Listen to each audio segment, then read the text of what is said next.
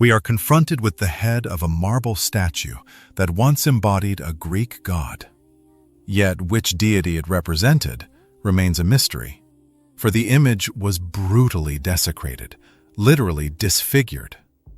Almost certainly a Christian in the late Roman period, armed with a chisel, axe, or saw, utterly destroyed the statue's face and carved a deeply incised cross in its place.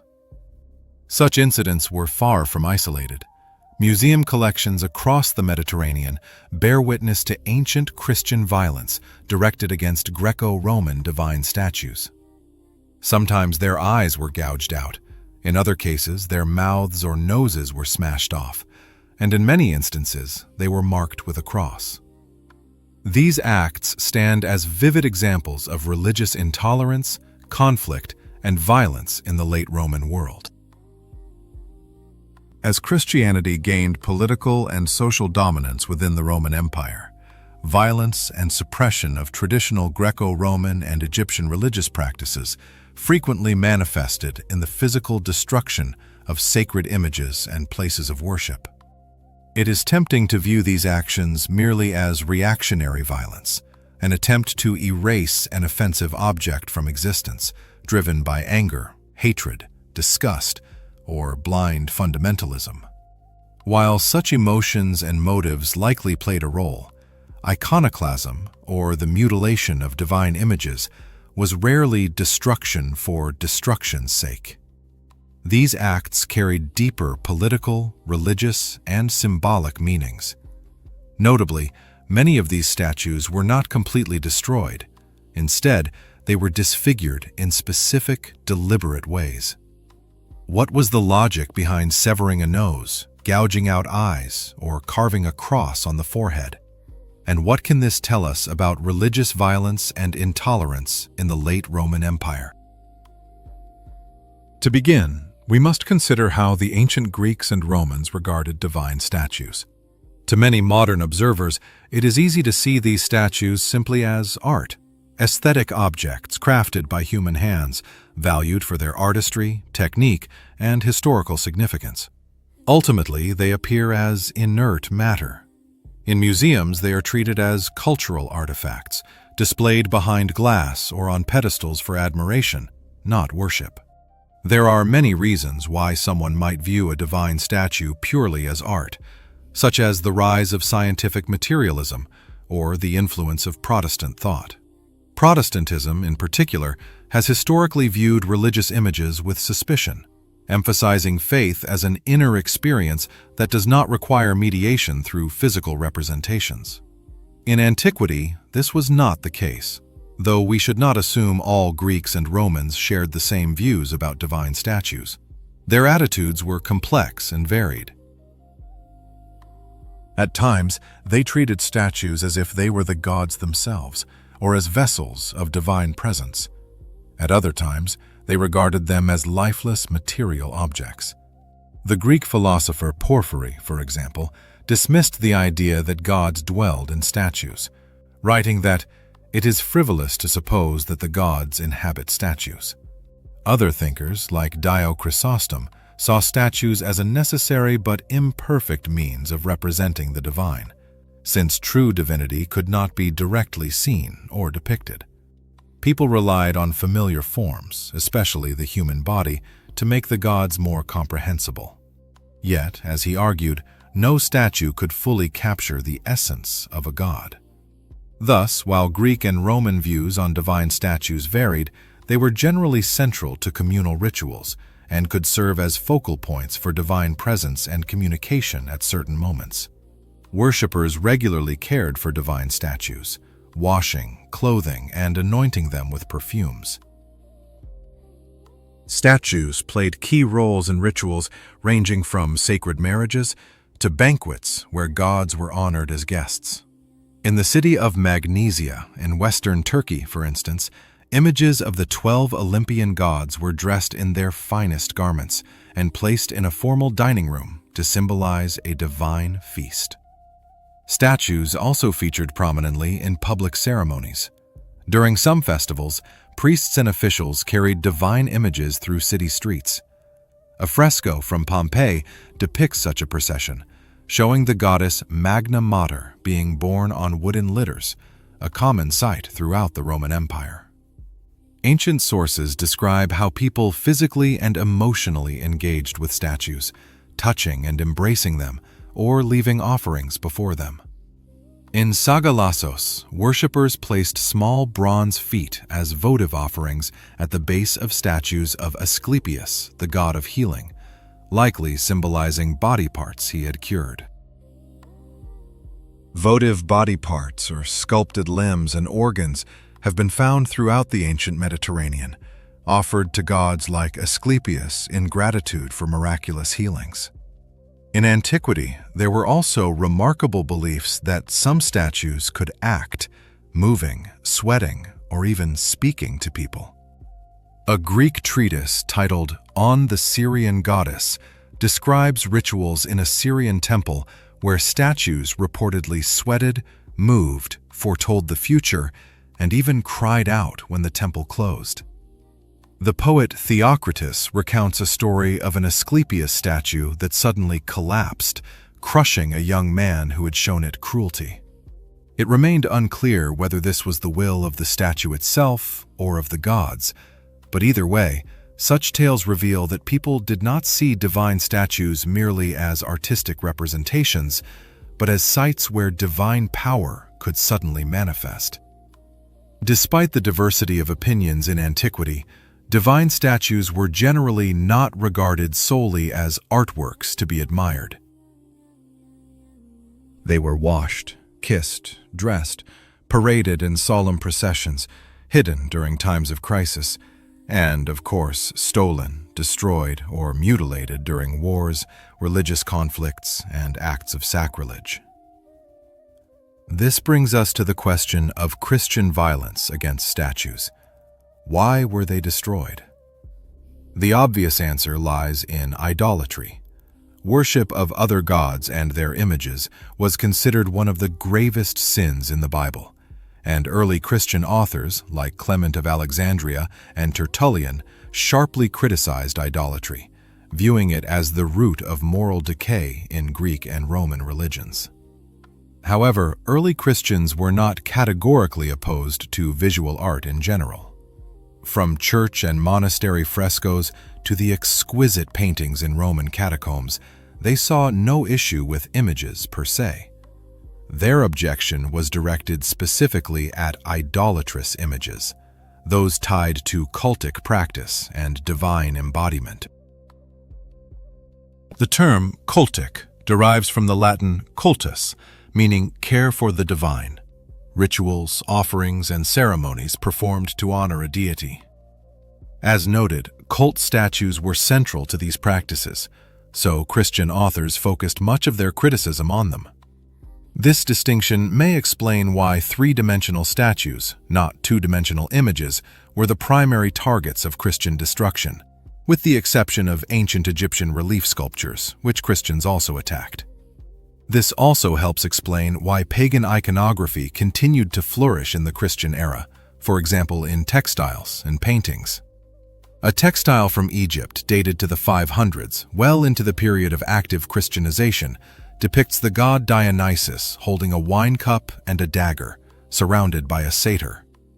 This shows that images of Greek and Roman gods were still being produced in Christian Egypt, and suggests they were not seen as particularly threatening or incompatible with Christian life. Such an image received no cultic attention, which may have made it less offensive to Christian sensibilities. But a standing statue in a temple or public square, adorned with garments, garlands, or offerings, was an entirely different matter. It was not merely art, it was an object of power. While biblical condemnations of idolatry provided theological justification for these attacks, they do not fully explain the logic of their destruction. Several other motives were at play, one of which was concern about demons. A key driver of these attacks appears to have been the belief that demons literally inhabited these statues, or that the statues could attract demonic influence or possession. The Christian apologist Athenagoras delves deeply into this idea, asking, if the pagan gods do not exist, why do some of their statues exhibit miraculous power? He answers his own question by stating that Christians do not deny the power of these statues, but we believe it is not from the gods, but from demons who usurp the name of the depicted figure. In other words, demons reside within these statues. He later clarifies that while people believe certain statues can foretell the future or heal the sick, this is false. Neither the statues nor the gods they represent possess real power. Instead, demons impersonate these figures, deceiving people into thinking the statues are miraculous. This belief appears in many early Christian texts, including a dramatic episode from the life of Saint Porphyry of Gaza. It tells of a young woman who suddenly became demon-possessed after seeing a nude statue of Aphrodite in a bathhouse and attempting to imitate its pose. The text states, "And in imitating, she offered herself as a dwelling to the devil." Ironically, this belief is not entirely unlike traditional Greco-Roman views that statues could move, speak, or manifest divine power. Both perspectives assume these images were not inert objects, but the crucial difference is that Christians saw these forces as demonic, not divine. While some Christians viewed pagan statues as dangerous vessels of demonic power, many others held a completely different view. They did not believe statues housed demons or possessed any divine or demonic force.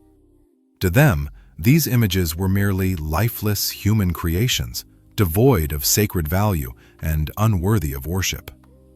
Clement of Alexandria, a prominent theologian, expressed this attitude by calling the worship of senseless things made by human hands true absurdity. An early Christian text, known as the Letter to Diognetus, emphasizes the material nature of statues, posing the rhetorical question, what distinguishes a stone statue from the stone we walk upon? Bishop Athanasius took a logical approach, arguing that if statues truly manifested the presence of God, then the artists who made them should be worthy of even greater veneration. He compared it to a letter. If the letters and words impress us, the writer impresses us even more. Thus, while some Christians saw pagan statues as dangerous and demonic, others regarded them as meaningless objects whose power stemmed not from divine or demonic forces, but from human imagination. Yet, much of the archaeological evidence of Christian violence against statues points to deliberate attempts to neutralize supposed demonic forces. For example, crosses are commonly carved onto disfigured statues, sometimes on the forehead, as on a head of Aphrodite or a bust of the Roman general Germanicus. On other statues, crosses appear in different locations on the head, such as on a goddess in the Archaeological Museum of Sparta, where crosses are incised above the eyes and mouth. In Christian thought and practice, the cross functioned as a powerful apotropaic symbol, meaning it was believed to ward off danger, misfortune, or evil forces. Christian amulets often bore crosses. Door lintels were marked with them to block demonic entry, and some Christian leaders even encouraged making the sign of the cross for protection. In one of his more anti-Semitic sermons, John Chrysostom, Bishop of Antioch, claimed Christians could protect themselves from the supposed demonic power in Jewish synagogues by making the sign of the cross on their foreheads, declaring, "If you do not sign your forehead, you will immediately cast your weapon down at the door." This practice of marking the forehead with crosses on statues and in daily magical rituals seems to echo early Christian baptismal rites, where the sign of the cross was used to exorcise and seal the individual before and after baptism. A 3rd century text called the Apostolic Tradition instructs the bishop to lay hands on a person so that he will cast out every foreign spirit. After finishing the exorcism, he will breathe on their faces and seal their foreheads, ears, and noses. A similar ritual logic may have operated with statues, essentially baptizing them, exorcising the demon, and marking the forehead as a seal to prevent its return. We also see this belief reflected in how Christians often selectively damaged statues, mutilating only the eyes, nose, mouth, hands, feet, or genitals. While Christians certainly destroyed statues outright, archaeologists have found statues shattered into hundreds of fragments. The selective disfigurement suggests a kind of ritual neutralization through precise, intentional defacement. In his groundbreaking book, Making and Breaking Gods, historian Toils Myrup Christensen argues that these targeted attacks imply early Christians viewed statues as what he calls embodied objects, treating them almost like living beings with functional body parts. Gouging out the eyes may have been seen as blinding the statue, preventing it from seeing. Smashing the nose could symbolize depriving it of breath. Destroying the mouth might silence it, stopping it from speaking or influencing people. In Roman Egypt, Christians often targeted the feet of Egyptian gods, a practice historians link to ancient Egyptian beliefs that mutilating the feet prevented movement in the afterlife. Severing genitals could represent ritual castration or the removal of the statue's power. Take, for example, the statue of Aphrodite in the Istanbul Archaeological Museum, where the breasts and genitals were deliberately disfigured. While this may reflect Christian views on modesty, scholars like Dr. Christensen argue it should be understood in light of the story of the girl possessed after imitating Aphrodite's pose in a bathhouse. This targeted destruction suggests a deeper fear that nudity could invoke demonic influence or temptation, making a person vulnerable to possession. Overall, Dr. Christensen contends that these selective patterns of destruction indicate that, for their Christian attackers, these statues were not passive objects. They possessed a kind of presence that needed to be neutralized. As Dr. Christensen puts it, these images could be wounded and killed just like human bodies. Christian communities. Destruction of statues was not always driven solely by demonic beliefs. These acts had deep political roots and were closely tied to shifts in power structures in the late Roman world. Statues served not only as religious symbols, but also embodied civic identity, imperial authority, and public life. As Christianity transformed the empire, statues became battlegrounds for control over public space and cultural memory. A clear example is an inscription from the center of Ephesus. Having destroyed the false image of the demonic Artemis, Decius set up this sign of truth, honoring both the god who drives out idols and the cross, this victorious and immortal symbol of Christ. Artemis had been venerated as Ephesus's patron goddess for centuries. Her famous temple, one of the 7 wonders of the ancient world, was the city's primary religious sanctuary. Yet around 400 CE, a Christian named Decius destroyed her image and proudly left this inscription to commemorate his victory. The text even hints that a cross once stood on this pedestal, possibly replacing the very statue he had toppled, a provocative assertion of Christian dominance. Greco-Roman religions did not vanish instantly after Constantine's conversion in the early 300s.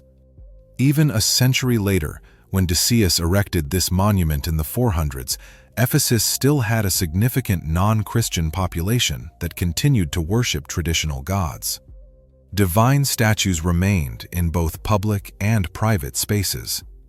There is evidence of functioning temples as late as 500 CE, for example in Baalbek in modern Lebanon. Christian sources even mention so-called idolatry in Edessa as late as 700 CE. Thus, Decius's actions were a demonstration of power. By physically replacing the revered image of Artemis with a Christian symbol, he asserted Christian control over public space. Even if the inscription dates to the late 400s, When the pagan audience in Ephesus may have been smaller, it still functioned as an attempt to reshape the urban landscape in explicitly Christian terms, marking the city as a place where Christianity had triumphed over a now defunct divine patron. Therefore, the destruction of divine statues also had social and political motives. These were acts of Christian triumphalism, reinforcing the dominance of the new religion. Christian texts often portrayed these events as victories, celebrating the destruction of statues as proof of Christianity's superiority. In many stories, converts themselves were depicted as destroying their former gods, highlighting a complete transformation of religious identity. Although many of these accounts were likely exaggerated or even fabricated, they helped unify Christian communities by giving them a shared history of conquest. Sometimes this violence was state-sanctioned through legislation. While Constantine is often remembered as a great iconoclast, this is largely a later Christian exaggeration. Although he closed some Greco-Roman temples, he adopted a more pragmatic approach toward traditional religions. In fact, there is no archaeological evidence of widespread statue destruction during his reign. Large-scale destruction of divine statues did not begin until the reign of Theodosius I and his successors, who issued a series of anti-pagan laws later compiled in the Theodosian Code under his great-grandson Theodosius II in 438 CE. These laws sought to suppress non-Christian religious practices, banning sacrifices, temple rituals like divination, and ordering the closure or repurposing of temples. Those who continued traditional rites faced punishment. One edict, issued in 407 CE under Emperor Arcadius, specifically commanded the destruction of divine images. If any images still stand in temples and shrines, and if they have received or are receiving pagan worship anywhere, they must be torn from their foundations. Note again the focus on cultic statues, images actively used in worship. It is difficult to assess how strictly these laws were enforced or how widely they were observed. As Christensen argues, legal codes like the Theodosian Code often reflect imperial propaganda rather than everyday reality. Many people were simply indifferent. They saw no problem in offering incense to Apollo one day and visiting a Christian shrine the next. Yet the reigns of these emperors coincide with sporadic outbreaks of violence that often included the destruction of divine statues. The Greek philosopher Libanius describes bands of monks roaming the countryside, attacking temples and smashing statues. He calls them a black-robed mob that assaulted temples with clubs, stones, and iron bars, resulting in devastation with roofs stripped, walls torn down, statues toppled, and altars overthrown, while priests had to either stay silent or die. Christian chronicles confirm that episodes of religious violence periodically erupted. One of the most famous occurred in Alexandria in 391 CE, when the temple of the Greco-Egyptian god Serapis was destroyed. Tensions between religious groups had been building for years, until they erupted into open conflict under Bishop Theophilus of Alexandria. With imperial support, he led an assault on the temple that ultimately led to its complete destruction. Christian sources describe the event in grim detail, particularly the dismemberment of the colossal statue of Serapis. 11 years after the attack, the church historian Rufinus recounts how Christians severed the statue's head, chopped off its arms and legs with axes, scattered the fragments across the grounds, and then burned the torso in the city's amphitheater before a public audience. A papyrus from the 500s depicts Bishop Theophilus triumphantly standing over the ruins of the Serapis, underscoring the role bishops played in Christian violence against Greco-Roman divine images in the late Roman world. Bishops became powerful religious and political figures, and leaders like Theophilus derived part of their authority from their ability to identify demonic threats in their environment and lead their communities in eradicating them, whether through exorcism, public preaching, or, in extreme cases like the Serapis, total destruction. Again, it is hard to determine how common such attacks were. While the destruction of the Serapis is well documented, most such stories come from hagiographies, biographies of religious figures designed to inspire piety, not provide objective history. These texts function as propaganda, often exaggerating or even inventing stories to bolster Christian authority and portray religious violence as divinely sanctioned. While they show how late Christians wished to depict themselves as warriors of faith, these accounts do not necessarily reflect what actually happened on the ground. Violent episodes like statue mutilation are among the most visible and dramatic examples of religious conflict in late antiquity, but they do not tell the whole story of Christianization. Christianization is one of the most complex themes to grasp when studying the late Roman world. At first glance, it seems straightforward, the process by which the Roman Empire became Christian. But this apparent simplicity is deceptive, as it implies a clear, linear transition from one religion to another, whereas in reality, the process was fragmented, uneven, and often ambiguous. What does it truly mean for a society to become Christian? Do we measure it by the number of churches built, the number of people attending liturgy, or the rise of Christian names?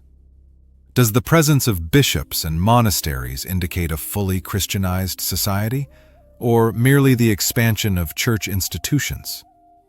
Is a society Christianized when one group destroys Greco-Roman statues, yet many of those same people still wear textiles adorned with Greco-Roman gods?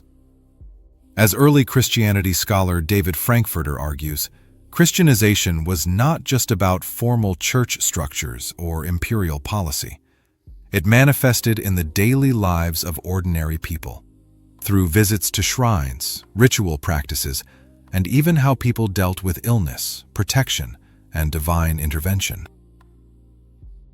Recall those votive body parts left at statues of Asclepius. Worshippers would sleep in his temples, hoping the god would heal them, a ritual scholars now call incubation. Christians continued this practice, but now they incubated in shrines of saints instead of temples of Asclepius. Rather than a sudden or uniform conversion, Christianization was a gradual, localized process in which Christian symbols, idioms, and techniques were layered onto older traditions, sometimes replacing them, sometimes destroying them, but often reinterpreting and incorporating them into a new religious landscape. This complexity also helps us understand why Christian violence against statues was only one part of a much larger transformation. While some statues were brutally disfigured, others were quietly ignored, and many were repurposed in entirely new contexts. The fate of these images reflects the broader, more nuanced reality of Christianization, not a simple expulsion of the old world, but an ongoing negotiation between preservation, adaptation, and rejection. Some scholars describe this as a tide moving between syncretism and anti-syncretism. Syncretism is often described as the blending of religious traditions, but it is better understood as a process in which local communities actively shape and reinterpret new religious symbols and practices on their own terms. In his study of Christianization, Dr. David Frankfurter argues that syncretism is a creative and dynamic process, a continuous interaction, often driven by local religious leaders who integrate new ideas into traditional beliefs and practices. Local shrines might survive by being rededicated to a saint or angel rather than being destroyed as demonic dens. Anti-syncretism, on the other hand, refers to efforts to reject or eradicate certain religious practices deemed impure or incompatible with a supposedly pure and authentic system. This occurs when religious reformers selectively label certain traditions as unacceptable, calling them pagan, idolatrous, or demonic. Yet anti-syncretists are not always consistent. For example, the Christian monk John of Damascus defended the Christian use of icons while attacking pagans for using divine images, saying, "Pagan abuses do not make our veneration of images abhorrent. Blame the pagans who turned images into gods." Just because pagans used them in a corrupt way is no reason to object to our pious practice. Thus, even anti-syncretism is a selective process, choosing which traditions to include, alter, ignore, or destroy to shape Christianity on its own terms. In the context of historical change, Christian violence against statues serves as a vivid example of anti-syncretism. Yet, as Dr. Christensen notes, Christian responses to Greco-Roman religious iconography were not limited to acts of destruction. They also included indifference, reuse, and reinterpretation. Some statues were completely destroyed. Others were disfigured but left in place. And many artifacts were simply ignored or repurposed in entirely new contexts.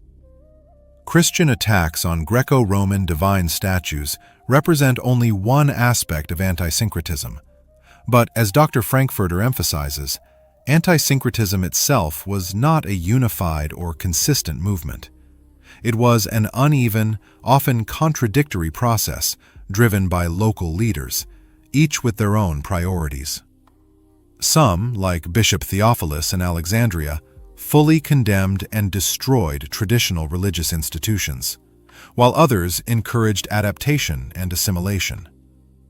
Overall, the process of Christianization was never a simple replacement of one religion by another. It was a complex and contradictory process, shaped by both rejection and accommodation, destruction and transformation, as communities navigated an ever-changing religious landscape.